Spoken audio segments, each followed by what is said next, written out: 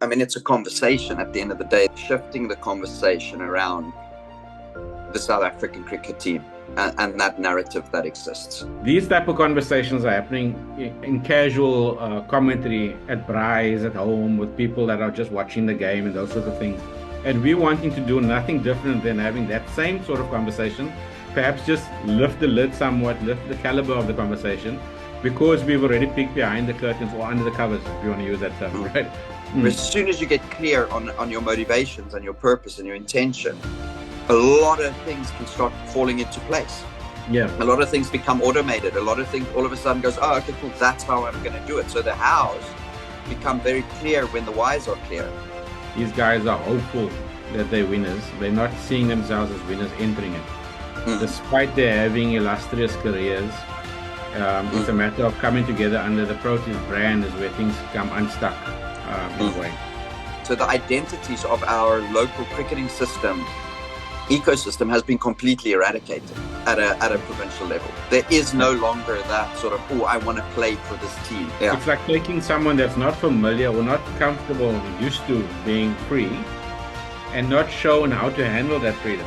It's the same sort of analogy when we start talking about a playing philosophy of playing with freedom. All exciting stuff that we're going to get into, right? All exciting stuff that we're going to get into. I'm already like salivating a little bit.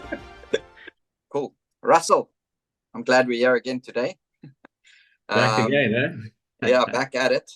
And so for today, like one of the things that really stands out when in our conversation so far, behind the scenes, and certainly in the narrative of South African cricket, and as we're building up to you and I following the team actually through the World Cup, one of like these pre-conversations that I thought was pretty important to have with you was around leadership, because cricket is a game built around this idea and concept. There's often a confusion between who actually leads the cricket team, just as a very simple idea. Is it the coach or is it the captain? Because on the field, unlike football where a coach can stand next to the field and scream and shout at their players, in cricket, very much the coach is somebody that sits next to the field. It's frowned upon if you almost do anything. And so often the captain is the person, not often, it's the captain that's on the field making the decisions, making the calls. And so we've very much looked to our team leaders, from Kepler Wessels to, I think Hansie Cronje was next.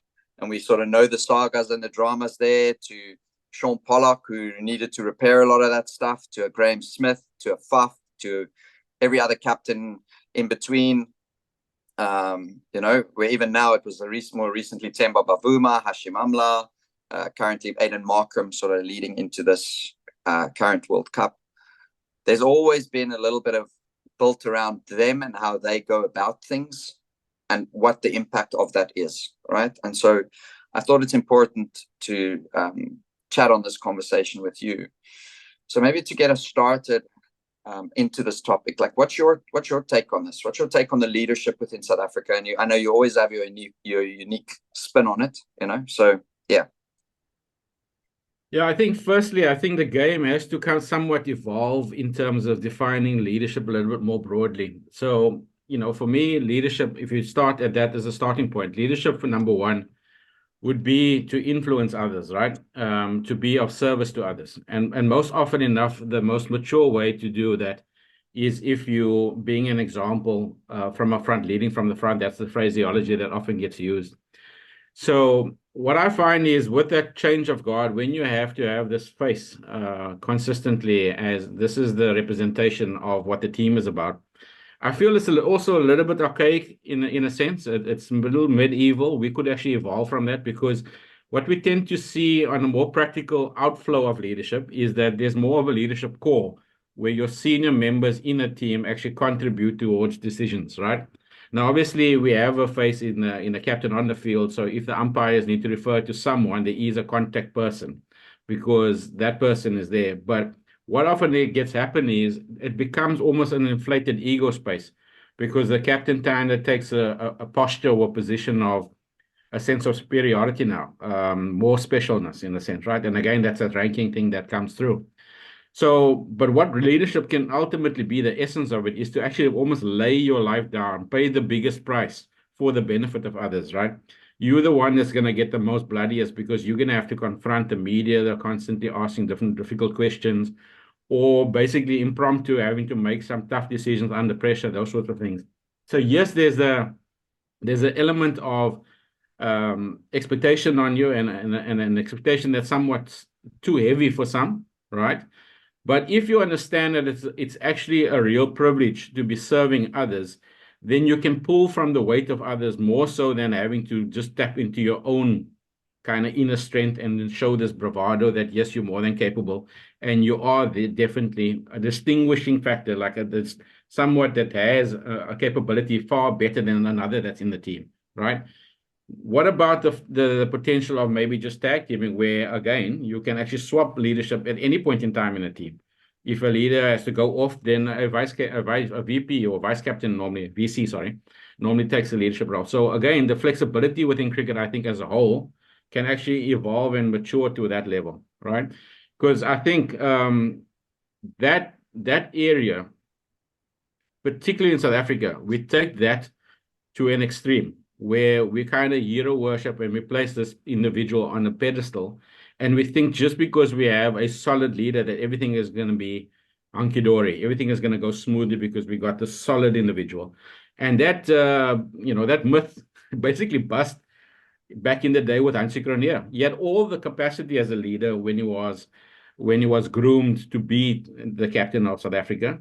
But just to put someone on that pedestal simply means that person on that particular pedestal, because they're human, like us all, we all have flaws, has the potential to collapse, right? And we just kind of, it should be assumed that we shouldn't be putting all this extra weighted anticipation on in any individual in that way. So when I think about leadership, I think we're actually having it a poor expression, a poor attempt, a poor approach to leadership. Leadership should be spread and shared. And that's what I think is the best way to do it. Unless if you do that, then you can kind of dismiss or dismantle the ego and the chances of actually becoming what they call power hungry. Because power can corrupt us all. That's the nature of how power works for all humans. So that's my kind of just my take on leadership and as a whole. But in particular, it really goes askew in South Africa based on historical past of how we think of our leaders, particularly our captains and coaches. As you were explaining that, I'm going to rewind back into my own life a little bit. I remember being at hostel back in the day, boarding school, and the matrics in the school have these special privileges. So they have these rights that have been bestowed upon them that you, as the youngster, you just don't have. It's not, it's not meant for you. And so when I hear you talk about that, my sense is that, and I don't know, right? Maybe you know a little bit more than I do. That in hearing you speak, that we can often associate that type of things with our captains.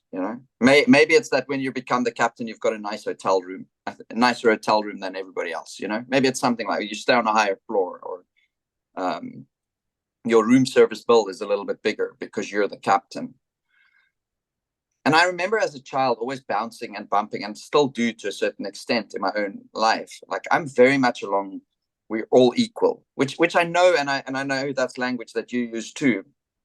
And I know that it's not necessarily true of everyone, right? The person that has a house in Sandton and the one that lives in the shack, in many ways in life, they're not equal. They don't have the same responsibilities. They don't have the same stresses. They don't have the same, to look beyond just the monetary of the finances and the income and things like that. They don't have the same values, most probably, as human beings.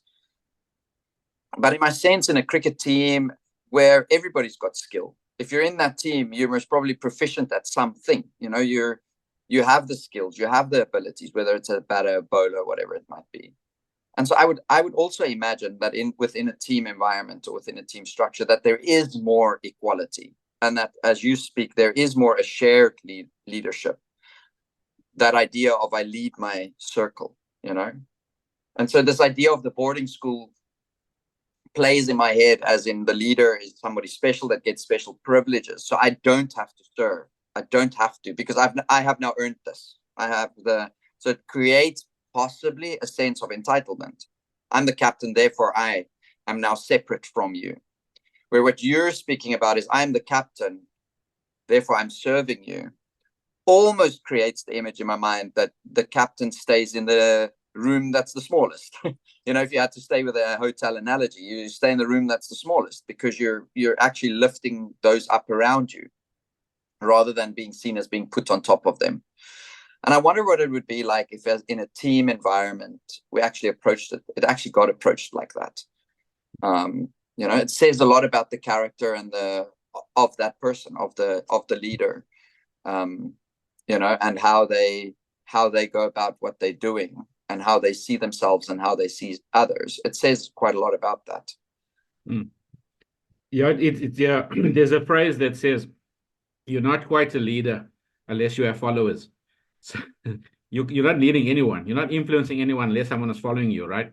Now, you can get the leadership title, you can get the role, you can get given the claim, the acknowledgement, the tag, the name, right? But people will generally follow you because they want to. If you just get given the title is substantial enough, but not necessarily that people genuinely choose to follow you. They need to buy into it in a sense, or buy into you, and be confident that they would want to submit, whether they could make the choice themselves. Imagine a team of 15 decides, out of our squad here, who do we think is best to lead us in terms of who is the most sacrificial and who carries the heartbeat, who carries the spirit of community amongst us, right? Who represents us the best out of all of us, right?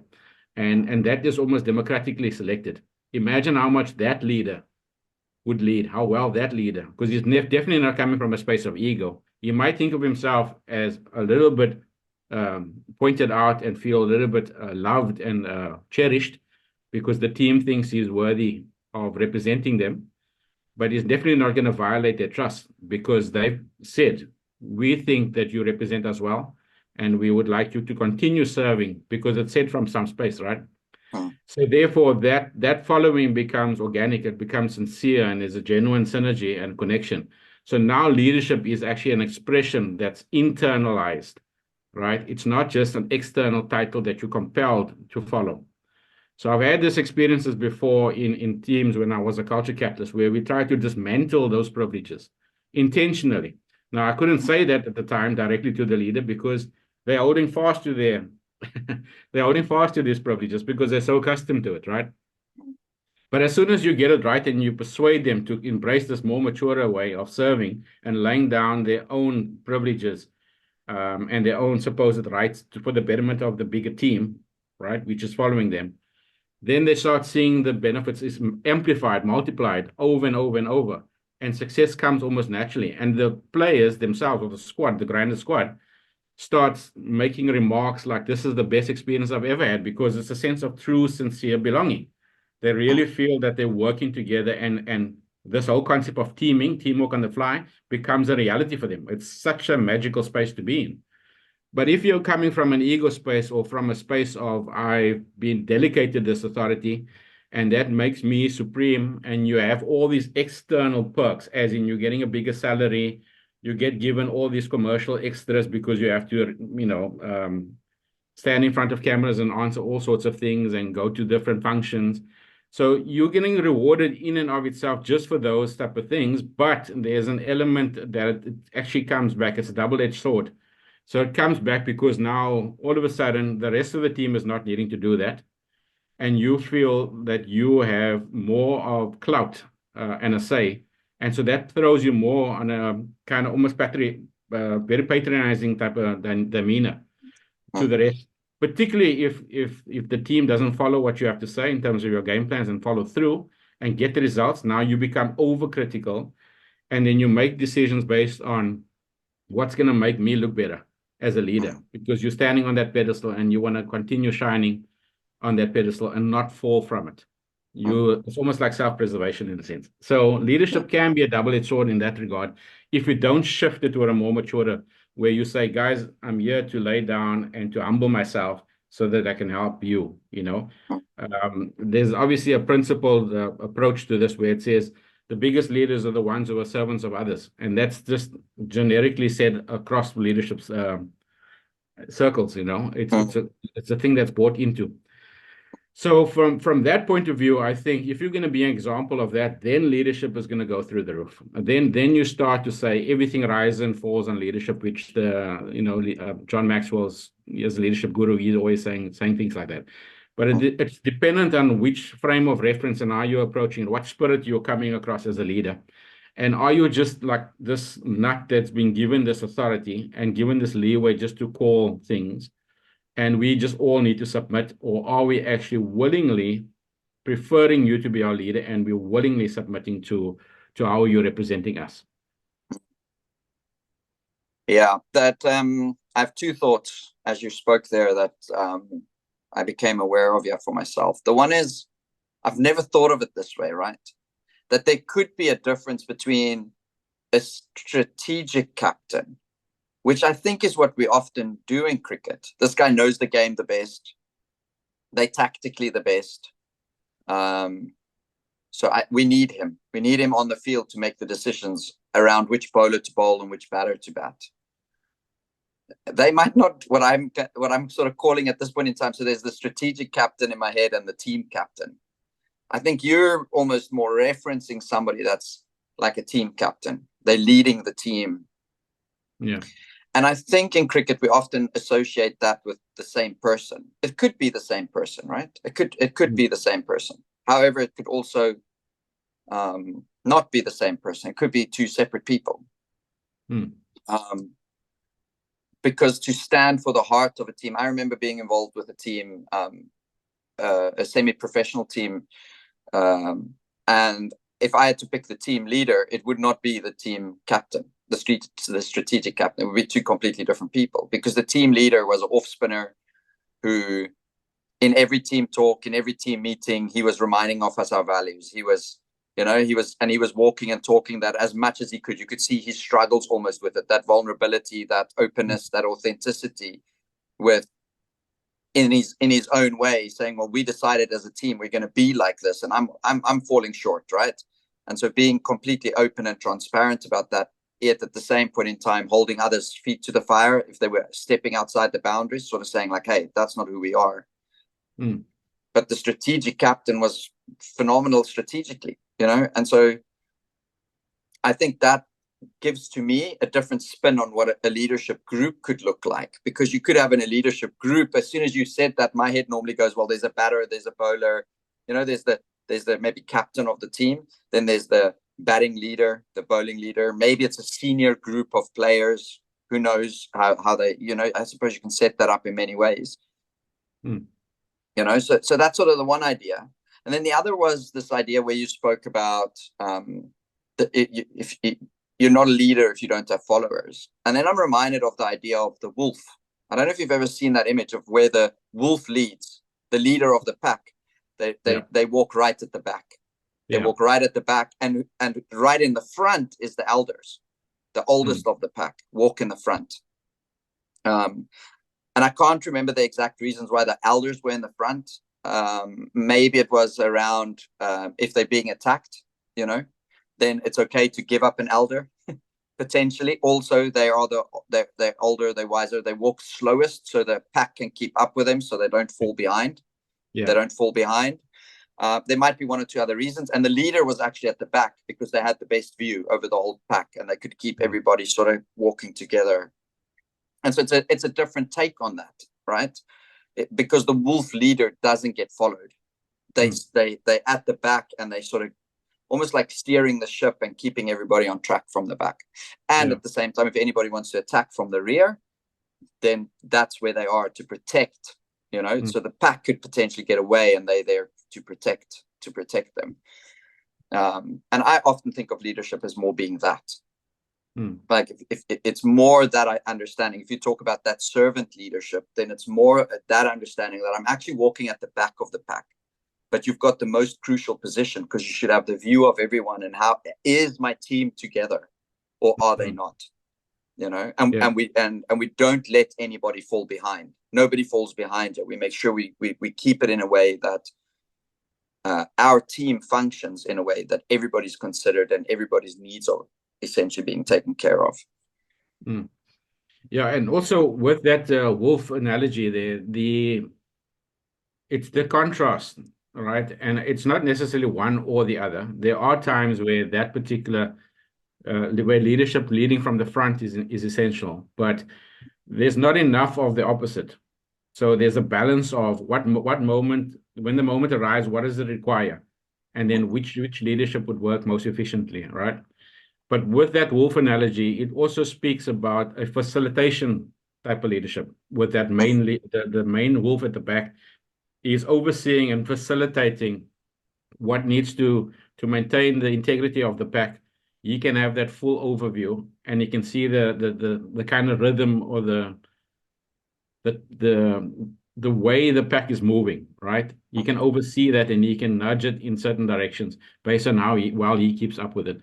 So if you think about this new form of leadership we're referring to, or this type of more mature leadership, what it does is recognizes that each one of those members have something to contribute, and they needed to be placed in such a position that whatever the pack needs, those individuals can come to the fore, and they can be expressive. So the leadership doesn't solely sit with him at the back or solely sit with him and he has to have the answer for everything. In actual fact, there's answers in each one of them. So this almost self-leadership concept comes to the fore now. So there's generally 4 modes or 4 styles of leadership, and you referred to it earlier in terms of strategic, right? I have a different phraseology and wording for it, but I'll mention it just quickly. There is what I call the trumpet blower leadership. I'm not sure if you're familiar with these type of concepts, right? The trumpet blower leadership, basically, that's the leader that recognizes there's a chance to advance, to gain territory for the pack, for the greater good. So in this case, if there's a trumpet blower style leader inside that pack, they would spot an opportunity to gain some, maybe something to eat, or maybe an attack that's coming, and they would see that early. They would spot that early, and they would alert the rest of the pack that we must go claim territory. Hence the trumpet blowing war analogy. It's time to go and take advanced territory, those sorts of things. Then you have the flag bearer, which is the one which is accustomed to general things, which is basically to rally and keep everyone together. It's a people-centric type of approach where all they're basically doing is putting the flag up and saying, guys, this is where we are. Let's accumulate. Let's get together and make sure we stay together under this flag. This is who we are, and this is our identity. So all they do is they have a sense of who's slipping out of line and who can possibly disappear from the pack, and they nudge them closer. So those type of styled wolves, if you want to refer to it, the leaders, would bring them in, rein them in again, right? You're going either too far, or you're going too far wide. There's too much distance between us and the front, or too slow, or whatever, right? That's them.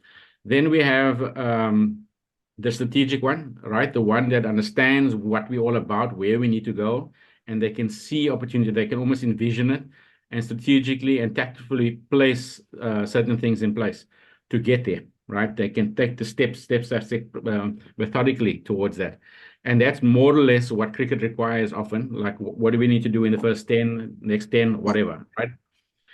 And that's why we often chose those ones, because they tend to be very external minded, right? And then the fourth one is also very external minded, which is the doer, right? The doer is the one that before you actually announce what the pack is required to do, they're already kind of doing it.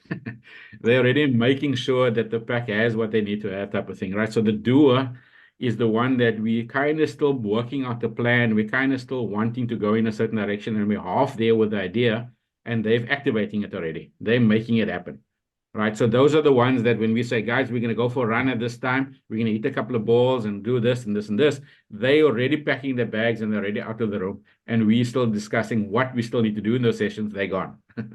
So South Africa tends to focus only on those bottom 2, right? They tend to focus only on the bottom 2. For the most part, over the years, it's mostly been that. And then we start seeing now the flag bearer type of personalities used to come through a little bit more strongly. Faf tends to lead towards that sort of things. He has that sort of inclination, but JP was also a captain. He's definitely that, a flag bearer. The trumpet blower is more or less like Graham Smith, for instance. Graham Smith used to be a big-time trumpet blower. It's definitely time to take advance. I'm going to lead from the front. I'm going to take the ground. And that's his kind of style and demeanor. Now, if you keep going in one area only of those four, you're going to be sabotaging or diminishing the value of what the team can actually do. So if you have a leader that has maybe both traits, because you have a primary and a second leadership style that's inherent to you, every one of us, right? If you have those two operating solely, and because you're a dictator or an autocratic style leader, right?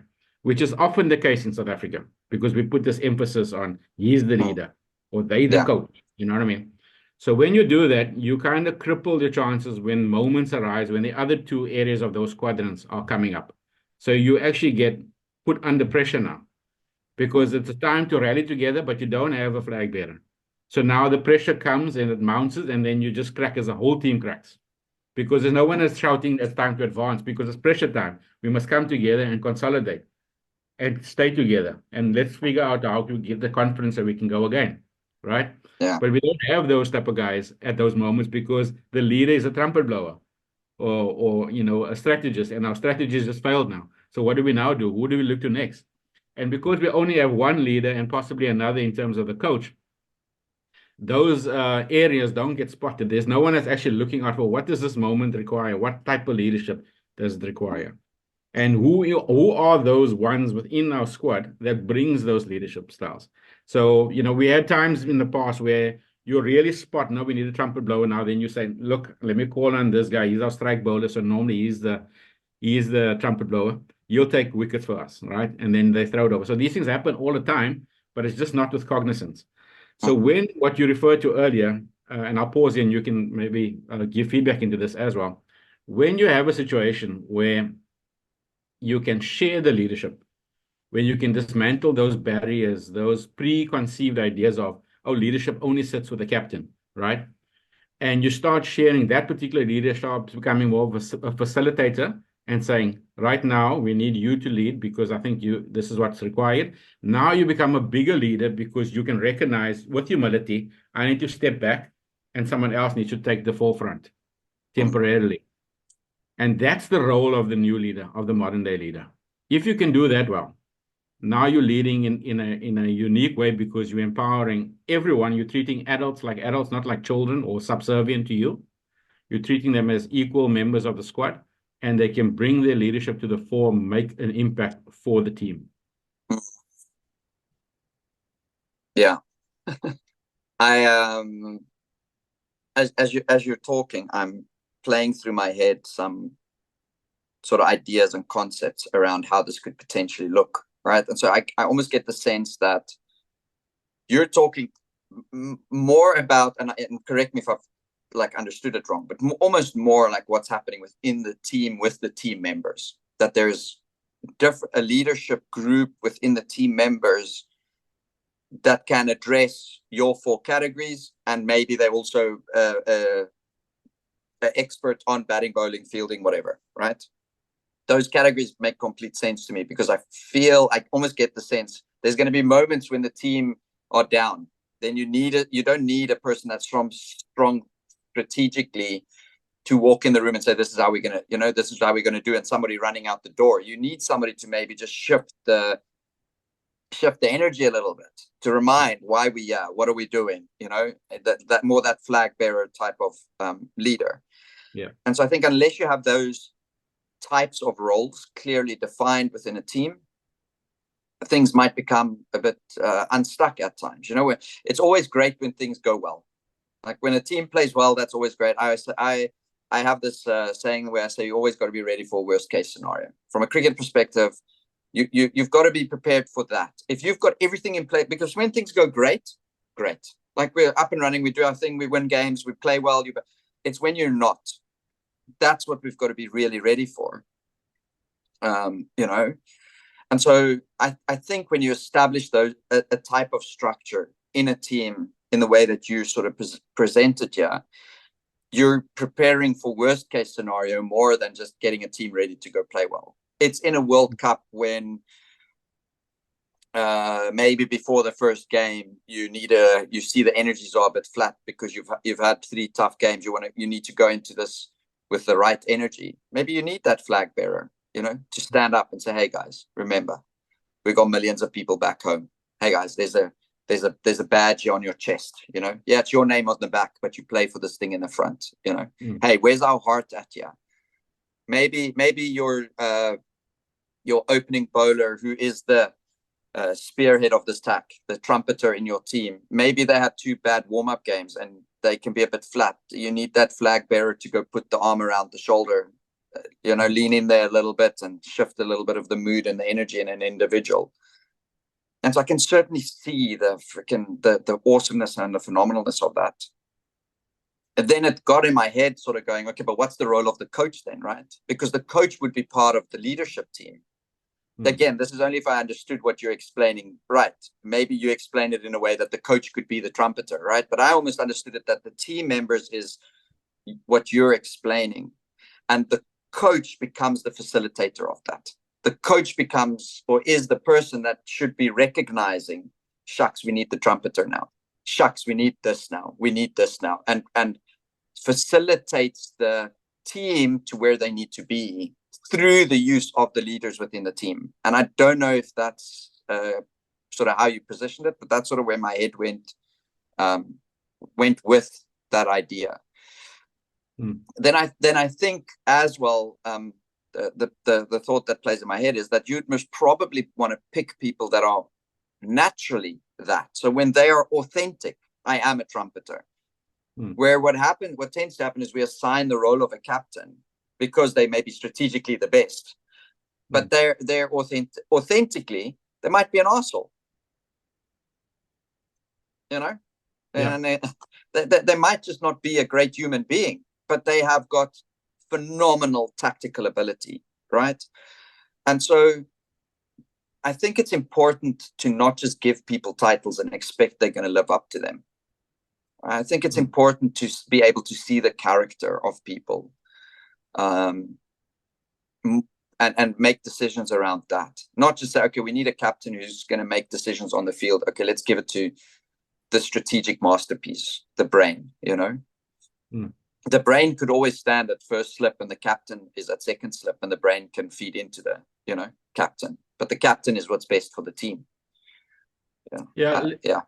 So I have a little bit more radical stretch on that thought. Okay. In the sense that, right? So no, I agree with what you're saying, but in order to get to that sweet spot of what you're referring to, you kind of need to have the premise or assume that everyone has leadership capacity within themselves, right? And empower them from that. What we were speaking about the other day about seeing everyone with value and recognizing that inner winner champion, and know that from a leadership point of view, everyone needs to lead at some point. Right? When you throw a guy the ball at the back end, it's time for you to close the game. Now he's leading, right? And you're supporting his leadership.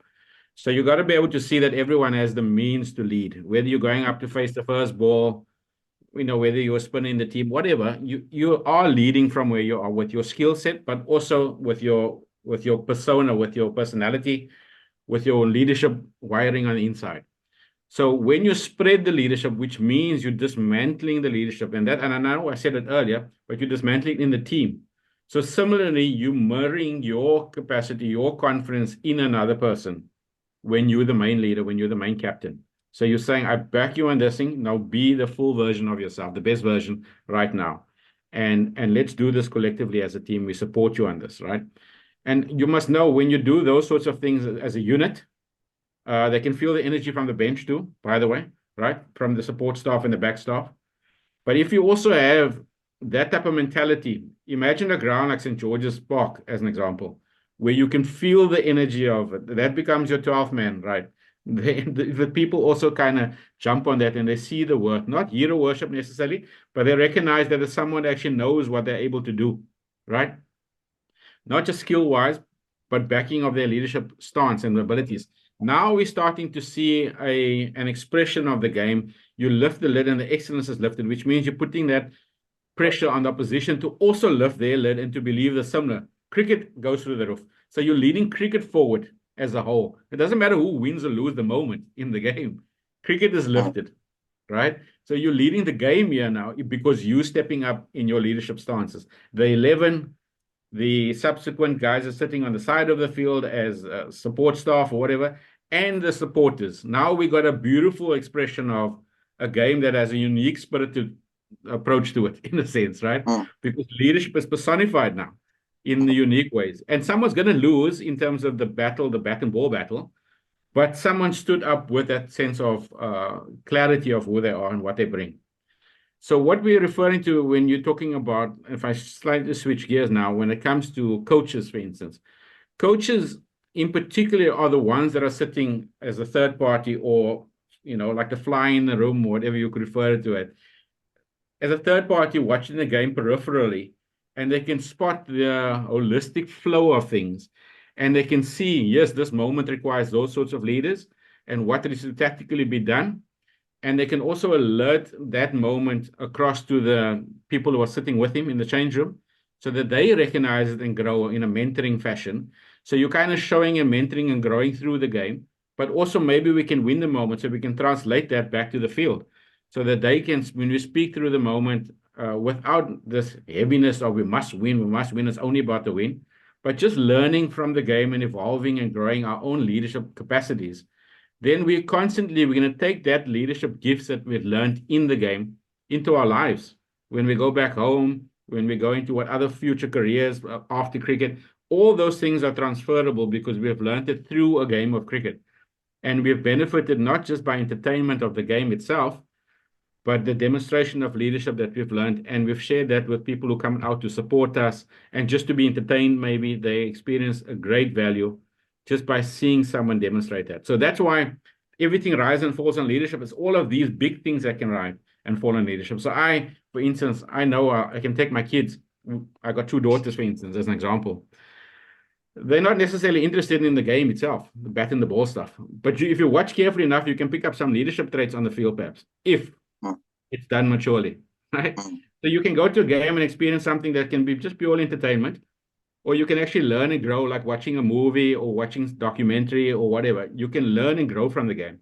So leadership is such a key role. It's not just about winning a cricket match.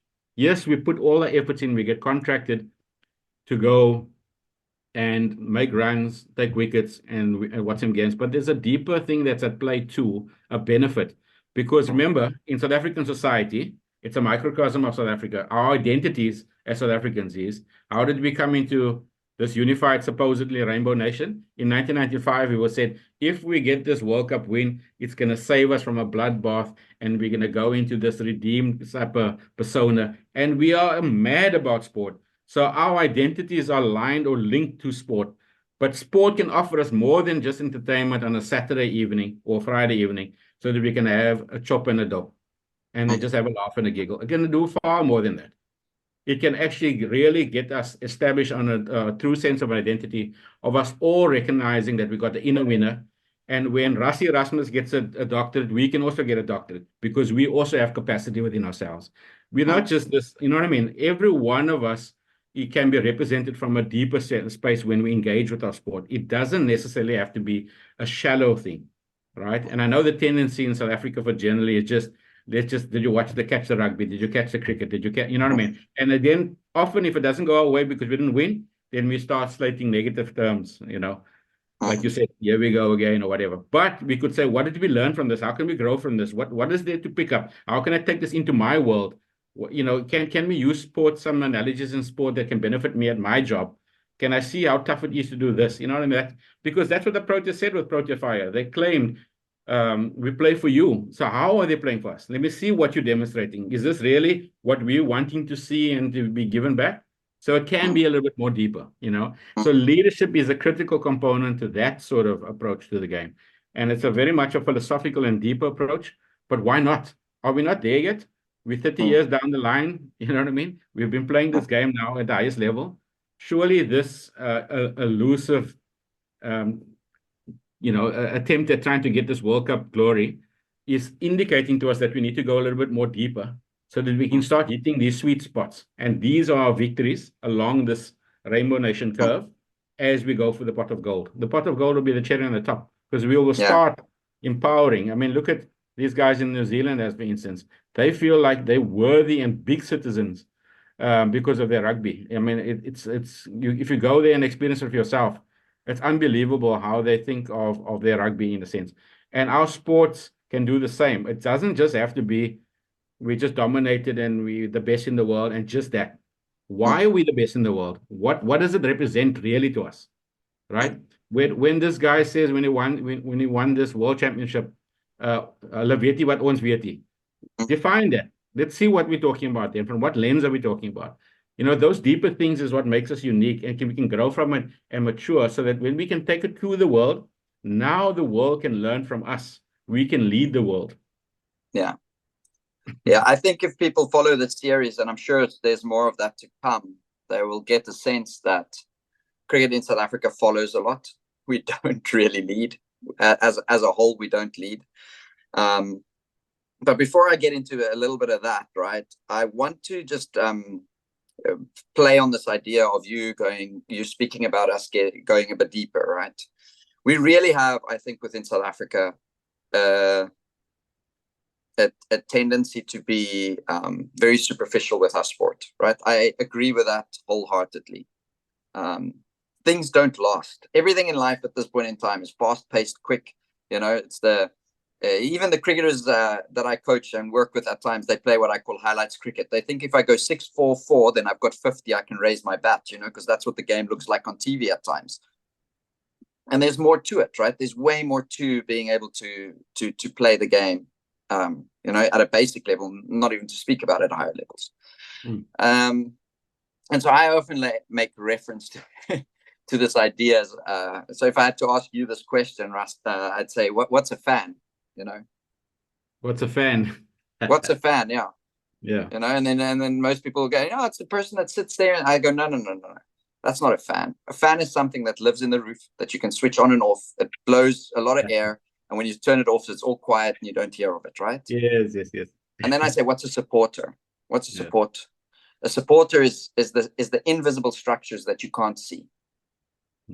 Like there, your house where you sit, there's support in that house. Yeah, where I am, there's support. Yeah, right. And it keeps the roof up. And so often I think of leaders as that as well, right? I know I used the wolf analogy earlier, but I think of leaders as that.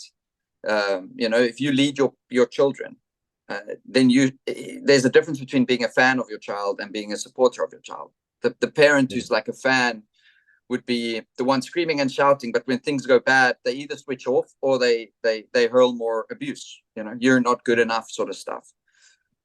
And we see that so much in South African cricket. Like, it is ridiculous how the populations, if you go on social media and you see something happen in the World Cup, we're the greatest. And if something else happens, we're the worst. Fire the captain, fire the coach, like get rid of everyone. Yeah. In fact, we've had comments on the YouTube video that's been out. And the first person that commented there was, we need a coach from outside. So we don't back our own. We don't support our own. We don't believe in ourselves. We don't think that in South Africa, we've got the stuff. And so we can't, if I don't believe that Russ has got what it takes to make a success out of this, and if I don't believe Jody's got what it takes to make a success out of this, and if somebody else, a Tom, gets appointed, you know, and I go, oh no, I think Tom's useless, you know, like that defeats the whole point and the purpose of trying to win something at the end of the day, you know. And so I think part of our leadership is, if we talk about leadership in every single individual in this country, we've got to lead our own spaces better in every single conversation that we're having around the Proteas, with our children, with the kids we work with, in coaches' meetings, when we randomly stand in the queue at Woolworths watching a cricket game. Not that Woolworths got TVs inside, but the point is, you're in a mall and there's a TV screen and you're walking past a fellow South African. Those little moments, we can lead in all those little moments ourselves to say, how can I be better? How can I really support? Or am I just a fan that just blows hot and cold whenever you switch me on or you switch me off? You know, and yeah, it goes deeper. because then it speaks to the core of what you believe, right? So there's this guy, Douglas, I think McGregor is his name, and he created a concept, or I don't know if he created it or came up with it or how he did it, right? But theory X versus theory Y leadership. So theory X says, and I'm going to just read it here, it's based on the assumption that, and it's more for the workspace that he created it. It's based on the assumption that employees don't really want to work. They lack ambition and they only work to collect a paycheck and need constant supervision. So that almost speaks to like the concept of the fan, right? I can only think that you're good if you're doing good, kind of. And I actually don't think that you're that good either, you know? I remember Temba Bavuma got appointed captain of the team, and he had all his most people believed he couldn't do the job. Now I'm going like, how is that helping us, right? How is that helping Temba? How is that helping his teammates that potentially go onto social media and see things like that? That if that's the general sense, that here's a person that's being appointed, and we have almost nothing good to say about that. We almost can only see. So we're doing theory X there. We come from these assumptions that, you know, that person is not good enough, versus the theory Y that says it's based on the assumption that employees want to work, want to take responsibility, and do not need much supervision. So like we can believe about ourselves that we can, you know, that the person that person can lead, that person can show themselves, that they can stand up as their best, that they can come and show us who they are as a South African. And you know what, we can run with that. And so we almost like pick a leader. There was an article written about Aiden Markram, also by Firdaus, that says he's a different type of leader. And so now, because of one person being appointed differently in our team, now we can expect something different because one person is different to all the others that have come before him, you know? And so I'm liking where the conversation is sort of pointing towards here, because it points more towards that. And I think it's been in every single conversation we've had so far, that it takes a collective. It's not just one person.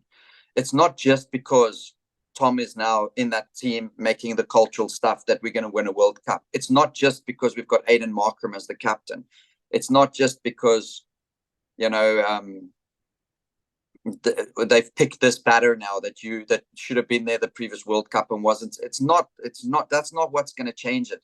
It is a collective effort from everybody at all times, almost, to make this thing work, right? It's going to be a matter of how well does everyone, the whole teaming aspect, how well does everyone come together and support one another towards this common collective attempt at doing something. The whole gelling aspect, you know what I mean? The whole teaming aspect. If you can find a way together and bring the best you can and let it click, you know, then it will work. But it's not going to be sitting on the shoulders of one, whether it's the new coach, Rob Walter, or if it's a new director, Enoch, you know, it doesn't matter. It's not one individual that's going to change everything. It's going to take a matter of dismantling that thought patterns of saying, can we put our money on one particular? It's not like like a horse race. We need to put our money on, you know, whatever the name is of the horse. We're not going to have a back a winning horse. It's not going to work that way. It needs to be we're going to back the capacity that whoever we pick can reach their potentials, because we're going to give them enough support, the freedom to actually find a way to express it and to add value to the team, so that the team collectively can go and achieve what they need to achieve. So if you look at what you just said about McGregor's thing about the XY type of approach, if you look at it in terms of a chart, X and a Y thing, you know what I mean? Like, if you really want to avoid the one versus the other, or most of the time people are found somewhere in the middle between the two, X and Y's, right? Depending on motivation and where they are in their lives. But if you can plot each individual in the team and see where everyone is, it's where everyone can basically come together. If it's an X and a Y, then it's how they go from point zero up and to the right. Right? And that's what you want, up and to the right. That's what you want to ultimately get, where you're going to get probably success. So where's everyone plotted on this X and Y gram? Where are they positioned? Because if it's widespread, then you're not going to get the win, because it's going to take everyone. Because I've seen this personally many times when we won and when we didn't win. When you have, say, 15 members in the squad, and only 11 is really the core of your team, so they're going to constantly be picked, right? And the other guys are sitting on the bench and, they're getting frustrated. They're getting annoyed. They have to serve these guys and they don't feel, maybe just being there is enough for them. But when they get called on, they're not ready because they don't feel like they're going to be called on because they're coming in with that sense of, no, it doesn't really matter because they need to go take it over the line because they're being backed and whatever. You know what I mean? So that's kind of what it feels like. I'm always wondering, like with this reserve players, like do they really feel like they're going to come into it, or someone like Rassie van der Dussen who got left behind now? He played in the last World Cup, played pretty decently or whatever. So where does he sit in his headspace? Does he feel back like he can do it? Where do we position this? And I'm not advocating for anyone. I'm just saying our approach to the game is we don't necessarily think that if you can be the best version of yourself, and we support that sort of approach collectively, we're going to collectively win this campaign, not because we have certain special players that we need. For instance, as an example, a Quinton de Kock who's already retired. We need you at this World Cup in order to win that thing.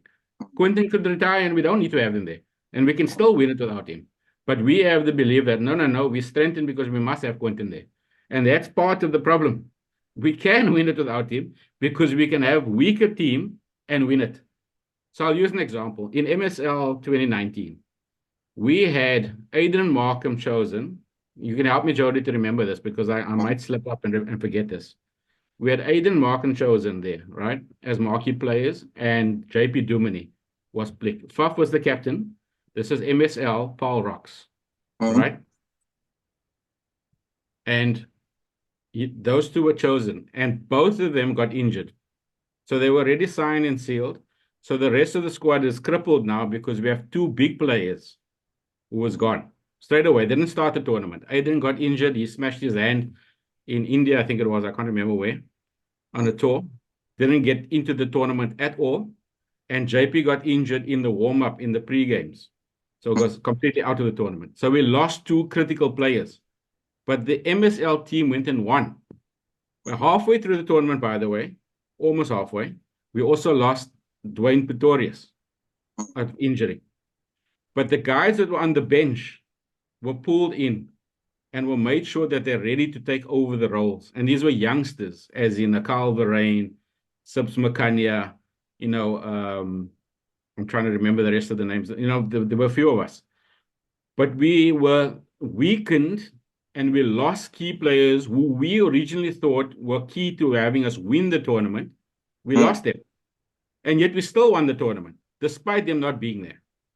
So the answer is not because we have Quinton de Kock in the team, or why don't we have Faf du Plessis in the team now? We can still choose him. The answer is not to that. It's how well does that 15 work together that gets them to gel, that teams well together on that day that's going to get them over the line. If I say something now and Quinton de Kock listens to this, he's probably going to be motivated purely out of frustration. But the way he got out in this last game seems to me from the outside, he's not interested, as an example. So those will be alarm bells or warning signs for me. He's not moving his feet. He's hitting a ball straight down, mid, beautiful shot, right, on through mid-on. And then the next ball, no feet movement. And we know as coaches technically, where's your mindset there? You were speaking about it the other day, right? Are you ready to receive the ball, right? Are you really? That's not the old Quinton de Kock there. So what is happening that's causing him to do that, right? Yeah. But the point is, if I go back to what I'm saying, is it's not based on one person. Is how that person fits into the collective and how those leaderships of every single one of them comes together that creates teaming that wins championships. Yeah. That's how it works. Yeah, you make such a valid point there. I'm thinking if we're going to keep this idea going around, we need certain individuals rather than we need a team, right? If I simplify what you're saying, right? Then why did we not win it when AB was there? Why did we not win it when Alan Donald was there? Why did we not win it when Jock Cullis was there? Because we hang the tag on the individual. Yeah. And so yesterday in the previous conversation we spoke about we build these pillars, or we build the team around individuals. We don't build the brand of the Proteas. We don't really build it around that as much. And so these two concepts in my head, so they kind of are coming together. I'm like, okay, yeah. You see, we do that, then we get into these places where we hang this tag on this player that's going to win it for us because they're something special, you know, and then it falls apart because maybe we're not the team to win it. Then you look at a team like Australia last year, got beaten by South Africa in South Africa. I think they won the first 2 games and we came back. We won the series, 50-over series, 3-2. We went to the World Cup. We smashed Australia, absolutely smashed them in the group stages. Yet who walks away at the end of the day? Australia. Now in this World Cup, they've picked David Warner, who hasn't had the greatest IPL. I think he's not played some games. I'm not entirely sure on that. But yet they still pick him. And in my head, I'm going, why? You know, why? Well, like, what's the reason? You've got this youngster, Fraser McCurk, coming up. Like, why do they do that? And then I think of our conversation and I'm going, okay, but what if there's something in the team that says that's our guy? Doesn't matter what he does in other parts of the world. He's our guy still at this point in time. And yes, the youngster needs to wait. And I think the Australians do this really well. And I don't actually want to compare, right? That's not what the intention of these conversations are. But there is something in their culture. There is something in the way they go about things. They've also got the Warners and the Smiths and the Cummins and the, you know, they have that. Smith is not playing in this World Cup. You know, he wasn't selected.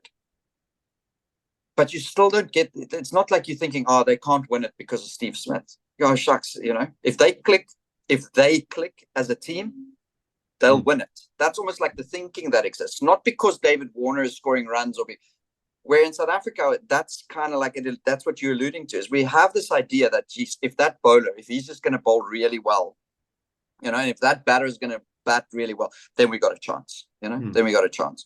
Versus actually asking the question, where are we at as a team? And in particular in this conversation, like, where's our leadership at? Like, are we doing from a leadership point of view within those environments the things that we need to do in order to get the team together to actually go play and win it as a collective team for the collective of the cricketing community, for the collective of our country? South Africa doesn't know how to do teaming, to be honest, when it comes to these tournaments. They don't know how teaming works at all. And they don't put an emphasis on it. They put an emphasis on the name, the brand, as you said, promoting the brand bigger than the Proteas brand, right? But they don't understand how teaming works and the approach to it. So when you have Mr. 360, the best player in the world at the time, or skillful or whatever, right? They're not winning tournaments because we put too much emphasis. They can change games and win you matches, but they're not winning tournaments because everyone sits back and says, yeah, Mr. 360 can do it. Go win us this tournament. Bring it to us. Unless he's doing it in the final, which you're not getting to, you're not going to be able to get a chance to do that, right? So you need to find a teaming type of dynamic. And that's what I'm saying. We're not deserving of winning it because we haven't found a way to really come together, to team together for a cause. We haven't found to do that, which the rugby tends to do it within their own microcosm. I'm not saying they're representing full-on South Africa, to be honest, but within their own microcosm of rugby, they tend to do that because everyone in that space believes. And, you know, this whole concept, I'm sorry, I know I'm bringing in something slightly different here now, but when they talk about chasing the sun, in actual fact, those guys were given the sun. They get given all the forms of support. So they can actually go and feel like they're part of something massive. Whereas cricket is not that. They're not getting given the sun. In actual fact, they feel pressure because they need to get something so that the sun can start shining. If they win, maybe they can get more reward and monetary flow and support and structures can be set up. So we're desperate to kind of get this success, right? Even if it's just the glow of the cup instead of the sun, right? So this is where we're missing the boat, that teaming or finding a way to work as a team has never been a focus before. And coaches don't do that because all they feel they need to do is equip you technically, and then they use the phrase of man management, which is the complete fallacy. We must return back to man management, right, in this conversation. Man management, right? And what they then do is, if I choose well enough based on the balance and and tactically what we need to do against whoever, that's enough. That's external approach to an internal thing that's going pear-shaped. You're not finding a way for a team to gel, right? So case in point, RCB, we look outside of South Africa. RCB, you got, I think it's the orange cap or the purple cap, I'm not sure. Orange cap when there's a batter. Virat Kohli will not get outshone in this IPL. He's got the most runs, but they're out. And they still haven't won a tournament since RCB's inception. But he's the best player in the world as a batter. They're not winning. It's the same sort of thing repeats. Same thing, yeah. So I'm asking the question, how much of a team player is Virat Kohli? Yes, he's winning it with India, perhaps, right? They won World Cups and he was in the Indian team. But are there senior men above him that can possibly keep him in check? Because he's disruptive to teaming, in my view, the way he carries himself. Right? And I know he's very expressive and out there. And I'm not saying we must cut him from a different mold, but you need to understand how to handle that. He's a trumpet blower, and trumpet blowers need special moments to be trumpet blowing. Not all the time. Yeah. So when you don't manage that well, you're not teaming well, then things plummet. So if Quinton de Kock comes out and does that, then the whole team feels like now the game's gone. Or if some senior player comes off the field back in the day, Jacques Callis gets out looking like a deer in headlights, then the whole team frets, oh my goodness, our best player looks like an idiot. So now what are we going to do when we go out? Because we never thought that we needed to be the ones to take the team over the line. Right? Yeah. That's where we're missing. I remember, I'm going to see if I can find the video, and if I do, I'll tag it below. I remember a World Cup press conference after the World Cup. It was the one in Australia where Australia won it. AB was captain. And I remember him sitting in a press conference and saying, in some way, I'm going to absolutely paraphrase here, that, he can't do it. I think he got 80 in one game. He got us maybe into the semi-final, something like that. And maybe in the semi-final, he didn't score as much, and kind of alluding to the fact like he can't do this on his own.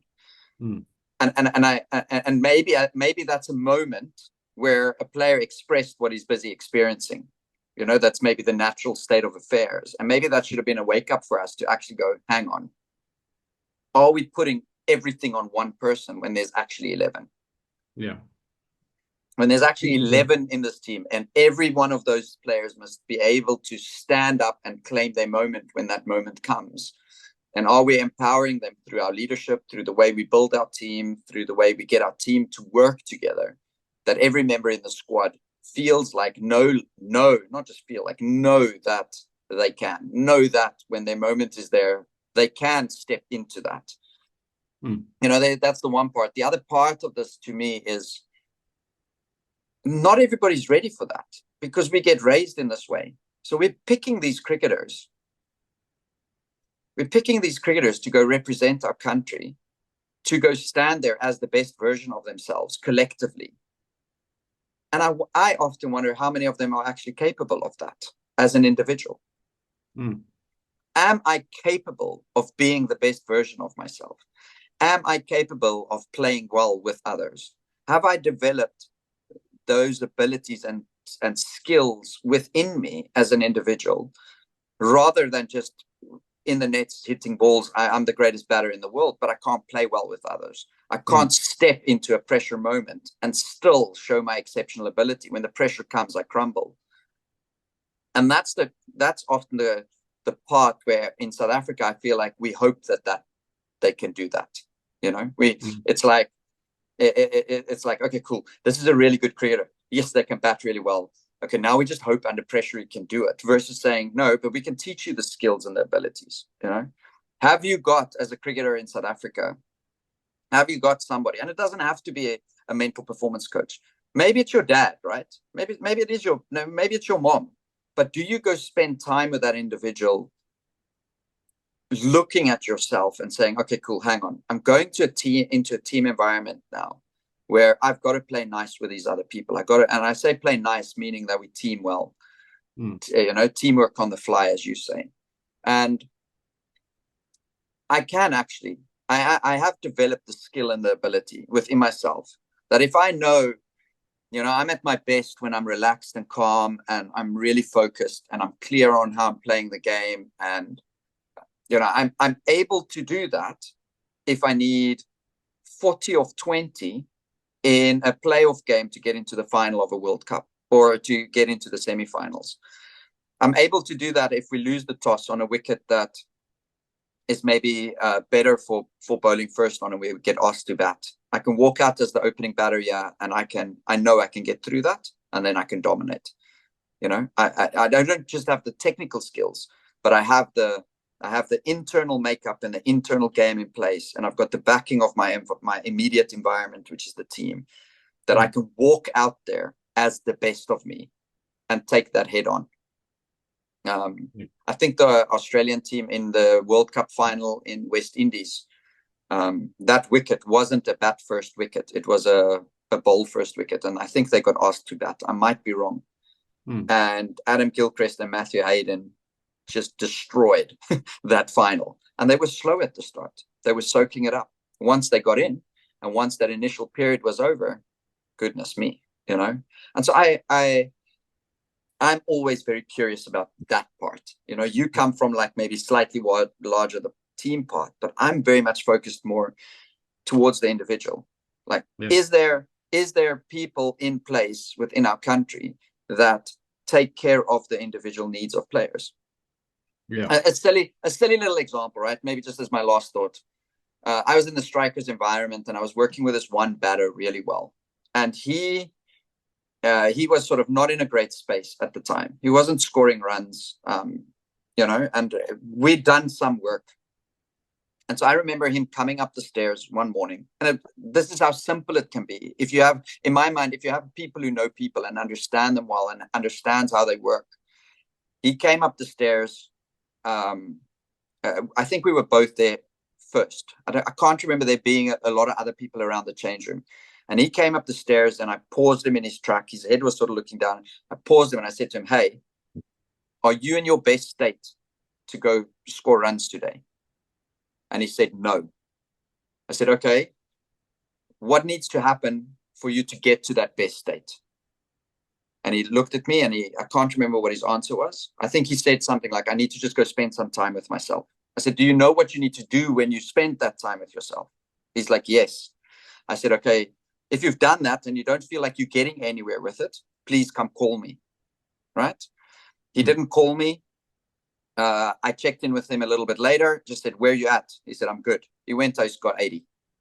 Right? So for me, and I'm not saying I'm a miracle worker or anything, it's time spent with somebody. It's a relationship built. And I think that's part of what you would maybe do too, right? It's that we talk about facilitation, yes, but it's through that we get an understanding of the person, right? We get so that we can easily tap in, we can easily connect and say, "Hey, you're not where you need to be. What needs to happen here? Maybe your strategy or your way is different." And so I think if we go sort of just attach that idea to the leadership idea, then it's about saying, are our leaders in a place where they're doing the work, so that they can help those around them do the work that can collectively get us into a place where we understand that if we're not teaming well, we don't just kick you out. Maybe you are the most skilled batter, but we don't just kick you out. We teach you how to be a great teammate. We teach you how to come in and be part of this thing, versus potentially not having the right people there, you know, because they lack certain inner skills, which we're not teaching them. The sort of pushback, or play devil's advocate in a way, right, is that we have the buy-in, or the thinking, or the approach is one that we need structures and systems as something that drives this high performance space, whereas we neglect the people approach. So we should be building more smartly around what makes people more efficient, to be more of an interconnected team player, or to be the best versions of themselves. What we intend to do is rather look at the systems and the structures, because once we have that up and running, that kind of automated and it kind of sorts itself out. But in the process of doing mechanisms like that, mechanical stuff, right, which kind of just puts on repeat, you basically then become a cog in a machine, which makes that interpersonal relationship almost redundant, or it actually suffocates, it restricts it. So there's no real equity of relationships where you, as you said, with the rapport you have, where you can speak from that space and have an impact. So, and particularly when we set up these structures to be very hierarchical, so which means I'm constantly under submission and feeling the pressure of this power distance between us. When you do that, then you're not going to get that sweet type of impact that you're looking for. Because once you dismantle it and lower it and you create a way for people to connect one another, now we are being able to maybe speak sincerely into one's life and then speak performances into being, so to speak, right? Because you can tap into that inner capacity. Yeah. But systems that we set up we brought into similar like the belief of there is this individual, talented individual that's going to take it over the line, or these particular skill sets that's going to do it for us. This particular mystery spinner, or whatever. Those fallacies that must accompany it, but it needs to be that those cricketers with those unique sets and those systems that you put in place, you can't neglect the human being. You're not just taking cricketers, you're taking human beings. And you need to understand the way to actually speak and to draw out or to facilitate a human being to be his best in a teaming space, right? With those skill sets. And we neglected that for the most part. And we're using systems instead of working smartly around people. And that is essentially where we need to get back to. Yeah. And it doesn't help too, and I'm saying it even further, I'm stretching it slightly beyond now. It doesn't help. It actually works completely against us in a South African context. Because, again, not to bring and rehash what we spoke about in previous times, but the apartheid system was one massively, and I'm going to say it in Afrikaans because it's more expressive and people will get it, right? The apartheid structure has brought in the concept of boss, a boss mentality, right? Boss, like a boss. We constantly have to surrender, and we have a bad relationship with authority. So because we constantly have to put our tail between the legs and submit to authority, and for the most part, that authority was hierarchical and oppressive over us, we don't know how to actually be our best versions of ourselves. So we're constantly looking to either the captain or the coach to tell us what to do. And we're not taking that inner, that inner strength that we have and tapping into it and actually backing it. So we constantly have to kind of surrender or withdraw or whatever. And it's more obvious that obviously it makes a sense that white people at that point in time, or people who assume the roles of power, would automatically then say, okay, I must take the lead and keep saying it because no one else is saying, because everyone's retreating, right? And so therefore that comes to the fore a lot. However, it does not necessarily mean that they're sitting with the answers. The answers is in the room, but it's suppressed because of the old mentality that's still there. The boss. They need to become the boss themselves now. The authority needs to shift away from another person onto themselves. How can you be a person of authority, a cricketer of authority in your skill set, right? And how can you express that little gifting that you've been given, sharpen it, and bring it to a team? So interconnectedly, we're working and working as a team of authority. And then we are now, right? Then we are now dismantling all barriers of hierarchical barriers amongst each other interpersonally. And we're getting over the line and winning success collectively. Then we're showing the world that we can do it and we're doing it well.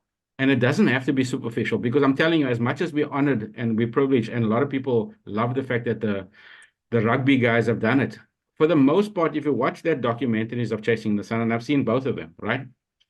It's a gaan moer my boss and force them away. There's a lot of critical thought and planning, lots, in terms of rugby. But the attitude is dominance, and that's why they win by 1 point only. And I know it's cutthroat and it's like fine-tuned, whatever, but it's always this bravado that we have to go. And there's a lot of superficiality about it. But cricket doesn't have that luxury. It does not have that luxury. In fact, in cricket, we have more cases of you needing to have more critical thoughts, because in the game, you have to think your way through it. It's a thing that people will say it themselves. It's a non-technical game. There's a lot of technical stuff to it that we give a credence to, but it's a non-technical game. The game is won in your head, right? And how well we work from our headspace, what we bring to each other, So if we can collaborate on those sorts of things, then we're working smartly with people as opposed to with systems. So the game of cricket is not necessarily in purely systems or structures. And you hear cricket hierarchy, if you want to take it further, like in the leadership and the hierarchy, and this is the policies and whatever, they put more emphasis on those things than the impact that those systems have on people. And are you diminishing and abolishing potential in the process of doing that? Yeah. So Yeah. Unfortunately, that's I the context of what we're having yeah. to. Yeah. So I know in CSA, like, so there's a part of me that says CSA is a business, right? It's a business needs structures and systems. So I know a couple of years ago, I say a couple, it might be more than 10. I'm not entirely sure when. CSA introduced, what do they call it? I'm not having the name for this thing now. So it basically creates a checkbox system. So in every cricket union in the country, there is a list of criteria that's been created, right? From how many cricket fields do you have in your area? As an example, what's the quality of those cricket fields? They get rated once a year. People have to go around, visit every single venue. I think they look at even things like the change rooms, etc. That's available to the nets. There's got turf nets, astro nets. So it's that side of things, right? The infrastructure. And I can't remember the name of this thing. Then there is the side, like every single coach has their criteria that they have to meet, boxes that they have to check. How many warm-up games have I played this year? How many? And then they've got to write reports about those things. And a lot of that stuff then depends on the funding the union gets from CSA. So if we have X amount of this and we have X amount of that and we've improved, and a scorecard, that's the name of the thing, their scorecard. Yeah. Where so and the scoreboard pressure from that scorecard. Yeah, there's scoreboard pressure from that scorecard, right? I get called into the CEO's office because my scorecard's not where it needs to be. And so when you spoke about like the systems idea, I thought I want to mention this because there is a physical system that exists, that is a physical box that needs to be checked. I don't know, right? I'm not entirely sure, but I'm not aware that in that system there's anything around the flip side, around how efficiently are you building relationships with people as a coach? How much time are you spending one-on-one with your players? How are you getting your team to, be a better team, right? And so I think I love what you said, right? Make it about the people. And so the system is literally a scorecard of boxes that needs to be checked. And if you check them efficiently, hey, you get more money, right? And I don't know where all that money goes, right? Maybe that's a topic of another conversation. But you get more funding, right? Then you can hopefully have more projects or whatever, right? But you can't go do the project and focus on the purpose of the project because you've got to tick a scorecard with the project. That becomes the focus, Exactly. So I'm going to say two things, but we don't have to get into it. When you look at where that money goes, you'll actually see what they really value. That's number one. So if it was transparent, you'll be able to see what that union actually really values, and it's potentially and definitely not the people. You can just count on that, right? But I would agree with that. those are essentially the bureaucracies that keep the system from actually being of benefit. Now, in terms of what you were referring to earlier, the softer skills, there's no real measurement for coaches, I don't think. I'm speaking under correction. For coaches themselves as sounding board in their growth and their support, right? And also including the CEOs. The CEOs, I don't think necessarily have the similar thing. What they do have is a community amongst themselves where they basically, correlate between themselves and try and mimic left to right. So the systems remains almost like the stuck mechanism because they're continuously just rotating the same thought patterns and they stay in those positions for year in, year out. So those are the one things. But when it comes to evaluating players and their performances, you have the Performax model. And Performax model is nothing different from what you just talked about with the scorecard, which is just another box ticking exercise where it's a requirement that for the spirit in which most coaches are doing that thing, it's not truly reflecting whether you're maxing out performance. That's the name that it's referring to. Because if you really, really get to the gist of it, the player's performance could be a self-evaluation tool. And there is where you can really feel if the report, the evaluation is sincere. However, the systems that restrict the flow of that power of a player is what we need to look at, that bureaucracy of that system. And that type of approach is what cripples successes and the teaming successes and what makes the game subpar or substandard. And that's where we are currently. So those are the things that we need to have, because if we bring people at the center of everything, then we start saying, wait a minute, if you treat people the way you want, you treat others like you want to be deserved, that's a golden rule. Treat others like you want to be treated. Why are we belittling each other when we're speaking from our spaces of hierarchy? You as a CEO, what gives you the right to say these things in this fashion? Just because you got that title means you need to be more respectful because you're misrepresenting the label or the institution that you stand for. But when it comes to these type of gatekeeping spaces, it becomes very hierarchical in terms of empowering those sorts of bad leadership styles, right? And people suffer the blunt nature of those sorts of things. And for the most part, if we don't move past that and dismantle it and become people-centric, we wouldn't be able to kind of move forward from there. It's going to repeat itself consistently. So I want to just show you a subtle expression of that. And I mentioned it earlier, the man management thing is a similar type of thing, right? If you can recall where man management stemmed from, I'm not going to try and say it myself. I'm wanting you to kind of remember this because then I'll echo it, right? But man management was a concept that was introduced and it came as the next best answer for the most part at the time because there was a stamp of success on it. So can you recall where it stemmed from? Is it Bob Woolmer? I think From you in may his have era, mentioned. it was around that time because I think that's the first time I started hearing people speaking about he's a good man manager. Yes. Yeah. Yeah, because of the earphones and the innovation, you were more Yeah. credited for that sort of innovation. I see Yeah. earphone piece and all of that. I think he had the tendency, but I think you would have obviously maybe seeded some of those thoughts. But where it was really kind of catapulted, right, was around Gary Kirsten and Paddy Upton. So they swung massively. And if you type in the research now and just go search, you'll find that with India, they had that approach when he started going to his coaching stint, where they try to make people the center of things, right? And because remember, Gary Kirsten's coming in, no credentials as a coach, and being tasked with the biggest job in supposedly in coaching, right? With India. And what is Gary going to coach Sachin Tendulkar? Self-acclaimed. That's what he said. How am I going to coach Sachin Tendulkar? I'm going to be there for you as a person. And you tell me what you need as a cricketer. Because he knows the game, right? So in that regard, what he was basically saying is we need to manage personas here because they're already well established as cricketers. They know what to do. And let's get the floor. Let's get the intellect and the expertise from the floor, right? They know what they need to do. Let me facilitate and be a friend to a Sachin Tendulkar. Let me manage the man as opposed to the cricket or the cricket game, right? So that's where it came into effect. And it's a beautiful swing from systems and the game, bat and ball, but now we're focusing on more personal, interpersonal relationships. And it was a beautiful introduction. And when Paddy became, I don't know what his original title was when he started with them, probably performance coach as well or something like that.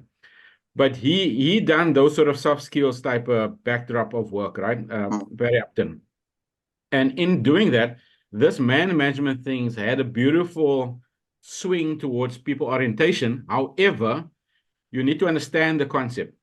Man management, managing of men is a problem because everyone's got given free will and people cannot be treated like small children. You don't manage anyone, not even a child. You have to kind of guide them and facilitate. You have to kind of give them the free will to make the right decisions, but you don't manage them. Because if you manage them, then it's a means to an end, and you're basically manipulating them to get an end result. So if you're man managing, you are just using a softer way of saying, I'm there for you, I back you as long as. Right? And when you have that type of thing, then you're more deviant in your leadership style than anything else, right? So just because you bring in the softer element doesn't necessarily mean you bring it with sincerity and purity. You bring it with a sense of there's a tail and an agenda behind it, and people know what it's like when people have an agenda, when they're throwing these gimmicks and stuff at them at each other, right? And we all, when we get calls and we say, what do you want? What do you want? And if you're coming with angles and lots of stories, we tend to switch off. And that's what players will also do. If you come with a man management style, oh, you're just saying these nice things to me because I'm in the team. But as soon as something goes wrong, then I'm no longer your friend, right? So are you really sincere? What's really happening here? And that's where relationships can really get tarnished. So this deeper work has to happen to beyond man management. You have to allow the player to manage themselves and create an environment to bust the bureaucracy of those sorts of systems so that you free the player to get that, to that space. However, as I said yesterday or the day before, if people are not familiar with this freedom, they're not going to know how to handle it. This is what you were referring to earlier, right? You need to be able to equip them and give them enough scaffolding support so that they can find a way to actually bring their best versions. Because they're going to miss it a few times, but then they're going to find themselves succeeding more than they've failed.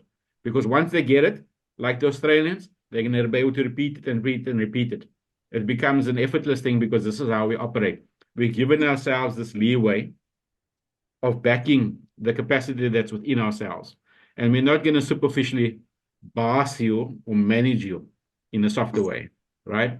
We're not going to be lording over you and ruling you. We need to find a way to be in control without controlling. And that nuance there, that subtlety, is what teaming is all about. And if you don't understand that and can't spot that, then you're not hiding for nothing. You may as well come back to the World Cup now already, right? Yeah. So, because it's a 50-50 chance in the T20 tournament. So, yeah. I mean, I think you and I are speaking about a lot of these ideas and concepts. And who knows, they might win it, right? Because of the nature, they might find some magic source there. Who knows, right? We don't know. We can't tell the future. And so I think what we're trying to really just do through these conversations is highlight the things we're aware of, right? The ideas and the things we're aware of, the pitfalls that do exist, that is within our system and structure. And potentially, even if they win it, it might take another 30 years to win it again. You know, you take our SA under 19 team as an example. They won it once. Took them 12 years, I think, to win it.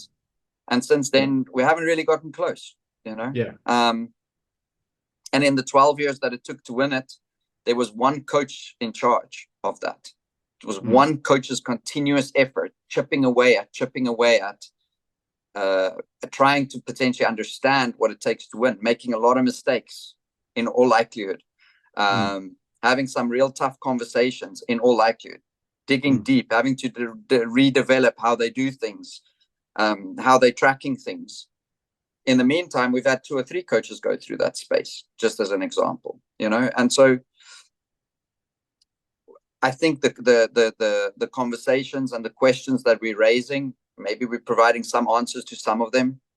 I'd like to think that between you and me, we've been through some places long enough and hard enough we've seen enough, we've experienced enough to have a sense of what could work and what could make things better, what could help. You know, I'd like to think it's not that difficult if you have an understanding of what's necessary. I always say it's not rocket science. To be at your best is normally not rocket science. It's normally actually pretty simple, and we tend to put up a lot of barriers to it rather than having it be some super complex thing. You know, it's as simple for some batters as saying, "Oh shucks, if I just go out there and watch the ball and not think about too many other things, I actually perform better," right? But sometimes we don't even understand the simplicity of something like that about ourselves or about a team. You know, sometimes we want to make it something that it's way more. We start checking millions of boxes, you know, instead of just saying, well, you know, we're all on time. Maybe it's as simple as that. If we're just all on time for every meeting, every bus trip, boom, it creates a better spirit, better energy. You know, we got a bit of music playing. Maybe it's that. Yeah, who knows? Maybe that stuff's all there, and it's something beyond that. And it's, you know, but overall, as a society, I do think we've got to lift the covers more. I do think that we've got to dig a little bit deeper. I do think we've got to look in the mirror a bit more about the message we're spreading, the stories we're telling, that where we're focusing our attention. We've got to be more mindful of that.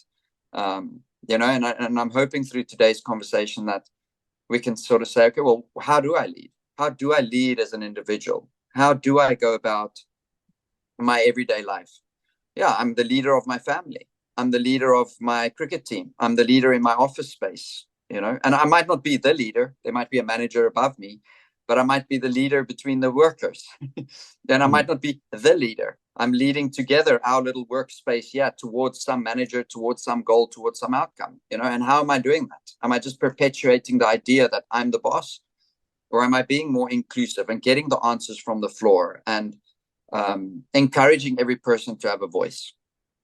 It's always interesting. It's fascinating to me that in South Africa, as a coach, if I stand in front of a team and I ask them their opinion or their thought on something, you get a bunch of blank eyes staring at you. And I'm talking across the board. I've asked this at a professional level, all the way down to 7-year-olds. It's always a very similar response. People just look at you. It's almost like we're afraid to speak our mind. It's afraid to say what we need to say.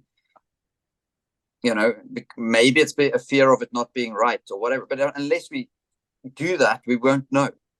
And so within a team environment, there could be so many things that's left unsaid unless we know that we can speak and we can find our way through, and we're in this together, and we're going to solve the problems, and we're going to resolve the issues, and we're going to tackle certain things head on.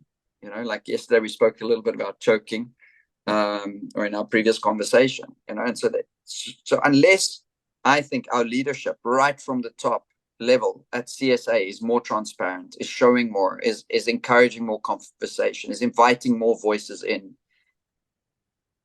Whoever sets the frame governs the game, and CSA sets the frame. If the frame is set, we're the bosses, you do as we say, because we've got all these boxes you need to tick, then the next person down just makes you tick the boxes, and the next one down just makes you tick the boxes. And then, so where does that get us? Versus if the frame gets set that we're investing in our people, then the systems might become different. They might start looking different. And we might not tick boxes anymore, but it might be more about what conversation are you busy having with somebody.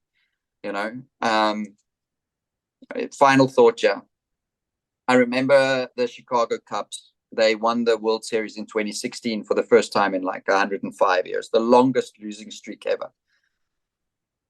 And I was fascinated by that story. And the guy there, I think it's Theo Epstein, who took over the job. One of the things he changed in the system was the way the scouts reported. He changed that. He said, I don't want to see the stats and you tell me he's a good baseball player. I want you to go to his grandmother and ask the grandmother what type of person he is. I want you to go to his teammates and find out what teammate that guy is. I want you to go to his parents. I want you to go to him. And these are the things I want you to find out about that guy. I want to know, is he a person that if he scores well, he's happy, and if team loses, he stays happy? Or does he get real upset? Is it all about his own personal performance, or is that what the team is achieving more of more value in terms of their emotional sort of what happens for that player? And so they actually defined what type of player they're looking for. We're looking for the one that's not so hung up about their own performance.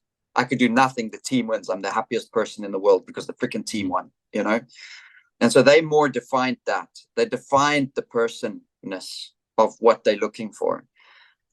And if you look at sort of the things that the team did, it was more focused around the person. One player could come in and spend 5 hours to warm up because that's what that person needed. They needed a 5-hour warm-up. Another player was allowed to come in for 2 hours before the time. We didn't all have to get on the bus at the same time necessarily. Now, part of teaming might say there's certain things we buy into, I think, as a team, so that we are a collective. But I think it also allows there to be a level of freedom for each player to be able to be at their best. And if it means that I can sleep in a little bit late, obviously within reason, well, then maybe it means that for me. And the rest of us are okay with it. We're not so autocratic in terms of our leadership style to say, you have to wake up at this time, you have to go to bed at that time, you have to walk like this, talk like this, eat like this, think like this. Then we can show we're a team. We can show we're a team on the field when it matters, under crunch time, in pressure, when everything's on the line. We can stand up as South Africans and be our phenomenal selves. That's when it matters. It doesn't matter if you got out of bed 5 past this morning. Obviously, if the bus leaves at a certain time, we all want to be on it. I get that, yeah. That's my summary, my 2 cents. I think it is a beautiful way you said it there, and I think we should leave it at that. That's very, very, very beautiful. Yeah. a good Cool. example. I love that the Chicago Cubs example. It's very good. Yeah. Awesome. Russ, I'll see you in the next one. Yeah, for sure. We're getting closer to the World Cup. We're getting closer to the World Cup. Soon we'll be delving into a little bit more of that. Yeah, really looking forward to the next couple of conversations and getting into the early stages of the World Cup with you, and see how it all unfolds and how it all plays out. Wonderful. Yeah, let it be. Cool. Brilliant. See you then. Cheers.